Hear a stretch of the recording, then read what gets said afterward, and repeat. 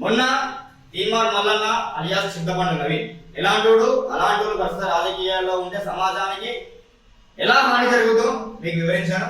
ఈ రోజు అదే తీన్మార్ మల్లన్న ఏ విధమైన మాటలతోటి, ఏ విధమైన దొంగ మాటలతోటి, లంగ మాటలతోటి మళ్ళా మన ముందుకు వస్తున్నాడు, వివరించడానికి ముందుకు వస్తున్నా. ఈయన తీన్మార్ మల్లన్న కాదు, మాయాదారి మాటలతో ప్రజలను మభ్యపెట్టిన మాయాదారి మల్లన్న. ఈయన దొంగ మల్లన్న, ఈయన లంగ మల్లన్న, దండిగా దంచుకున్న దగాకోరు మల్లన్న.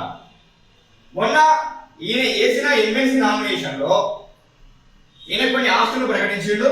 ఈయన ఆస్తుల్ని ప్రభుత్వానికి రాసిస్తున్నా అని చెప్పిండు.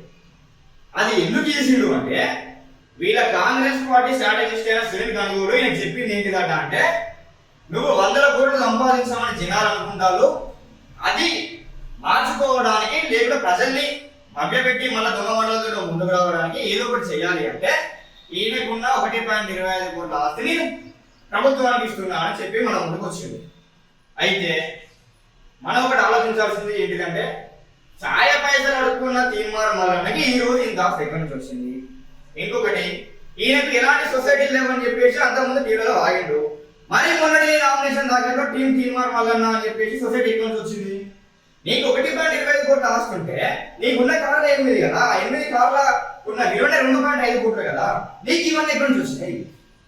నువ్వు ప్రజలకు సమాధానం చెప్పాలి. ఇలాంటి అన్ని దొంగ మాటలతోటి, లంగ మాటలతోటి ముందుకు వచ్చి ప్రజల్ని ఆ రోజు మోసం చేసిన వాడు ఈ రోజు మోసం చేయడానికి వస్తాను. ఎంతో మంది దగ్గర దండుకున్నావు, ఎంతో మంది దగ్గర దోసుకున్నావు. ఏ రోజు వచ్చి ప్రచారం చేస్తాను. నిరుద్యోగుల్ని మోసం చేసింది, గ్రాడ్యుయేట్ని మోసం చేసింది ఫస్ట్ నువ్వే, ఒకటి మోసం చేయలేదు. ప్రజలారా ఒకటి గుర్తుంచుకోవాలి, గ్రాడ్యుయేట్ సోదరులారా ఒకటి గుర్తుంచుకోవాలి. ఏంటిదంటే, ఈ రోజు ఇన్స్టిట్యూషన్స్ దగ్గరికి వచ్చిండు, మీ మీద జబ్బలమైన చేసి మాట్లాడతాను. ఈ రోజు మీద జబ్బలమైన చేసిండు, రేపు మీ ఇన్స్టిట్యూషన్ కూడా చేయఫ్రీ అని గెలిస్తే అదొకటి మీరు ఆలోచించుకోవాల్సిన అవసరం ఉంది. గత ప్రభుత్వాన్ని ఉద్యోగాలు చేయలేదు, మోసాలు చేస్తానని చెప్పేసి నిందలేసిండు. అదే ఈ రోజు ప్రభుత్వం వచ్చినాక ప్రభుత్వానికి కొమ్ములు వస్తాడు. ఈయన ప్రశ్నించే గుంటగా అనుకుంటే ప్రశంసించే గుంటగా మారిపోయాడు. ఒకటి. రెండవది, 370 జీవోలు రద్దు చేస్తానని చెప్పేసిండు. ప్రభుత్వం రాగానే దాని మీద ఎలాంటి కొట్లాట లేదు. 2. ఇంకొకటి ఏంటిది అంటే, ఈయనకున్న పరిచయాలతోటి, దొంగ యూట్యూబ్ ఛానళ్లతోటి మళ్ళా మన గ్రాడ్యుయేషన్ అభివృద్ధి మనం ముందుకు వస్తున్నాడు. పట్టభద్రుల ఒక్కసారి మీరు ఆలోచించండి, స్ట్రాటజిస్ట్ గెలవాలన్నా, స్ట్రాంగ్ గ్రాడ్యుయేట్స్ గెలవాలన్నా, మన గొంతు గెలవాలన్నా, లేదంటే ప్రశంసించే కాంగ్రెస్ గొంతు గెలవాలన్నా, ఒక్కసారి మీరు ఆలోచన చేయాల్సిన అవసరం ఎంతగానో ఉంది. నేను ఒకటే చెప్తున్నా, నా పోరాటం జర్నలిజం ముసుగులో జనాన్ని మోసం చేస్తున్నా తీన్మార్ మల్లన్న మీద. నా పోరాటం జర్నలిజాన్ని వాడుకుంటూ సొమ్ము చేసుకుంటున్న దొంగ మల్లన్న మీద. నా పోరాటం తన స్వార్థం కొరకు జర్నలిజం విలువల్ని తొక్కేస్తున్న తొండి మల్లన్న మీద. మీరందరూ కూడా కళ్ళు తెరవాల్సిన అవసరం ఉన్నది. ఈ గ్రాడ్యుయేట్ ఎన్నికల్లో తప్పకుండా ఇలాంటి దొంగగాళ్లకు, లంగగాళ్లకు సమాధానం చెప్పాల్సిన బాధ్యత ఎంత ఉన్నది. గ్రాడ్యుయేట్ సార్ ఒక్కసారి ఆలోచన చేయండి.